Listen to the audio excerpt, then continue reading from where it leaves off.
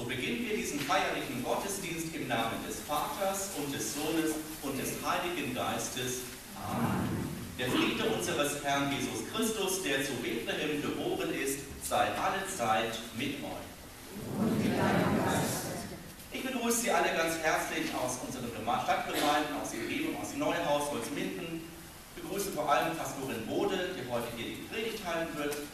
Ich begrüße Frau Struckmeier, ich begrüße auch Frau Faubel und ich begrüße Frau Bohns als die Begleiterin, die Leiterin der Sternsinger Aktion 2013. Und ich begrüße euch, liebe Sternsingerinnen und Sternsinger, ganz, ganz herzlich in der ganzen Gemeinde.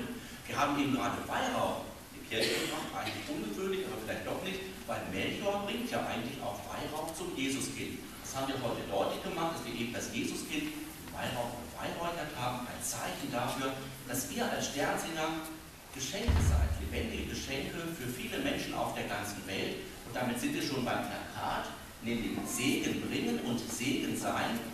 Dieses Jahr, im nächsten Jahr Beispielland Tansania. Ich werde katholische Sternsinger sammeln dann für die Kinder vom Beispielland in Tansania, aber nicht nur dort, für viele andere Länder. Katholische Sternsinger sammeln dann für Brot für die Welt, besonders für AIDS-Kranke. Aber insgesamt verbindet uns ja die Liebe zu Jesus Christus und damit euch noch einmal, dass ihr ein lebendiger Segen seid für viele Menschen, die größte Hilfsaktion von Kindern für Kinder in der ganzen Welt.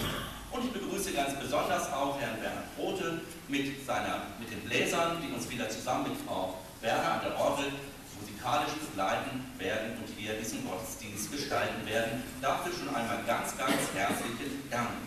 Und so singen wir zu Beginn dieses Gottesdienstes nun euch, ihr Christen.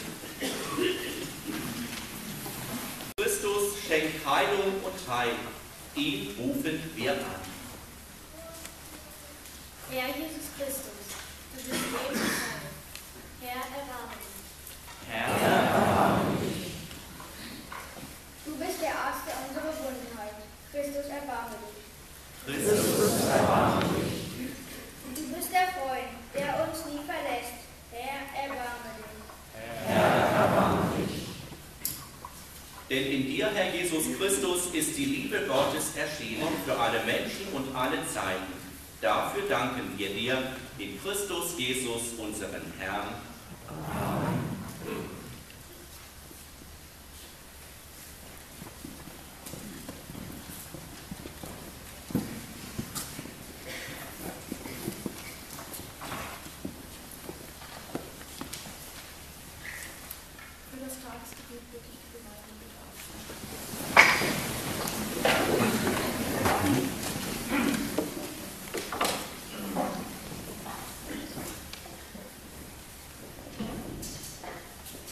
Allmächtiger, ewiger Gott, alles Gute kommt von dir. Stärke uns im Glauben an deine heilbringende Botschaft.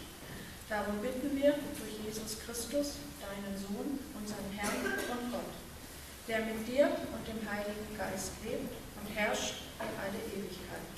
Amen.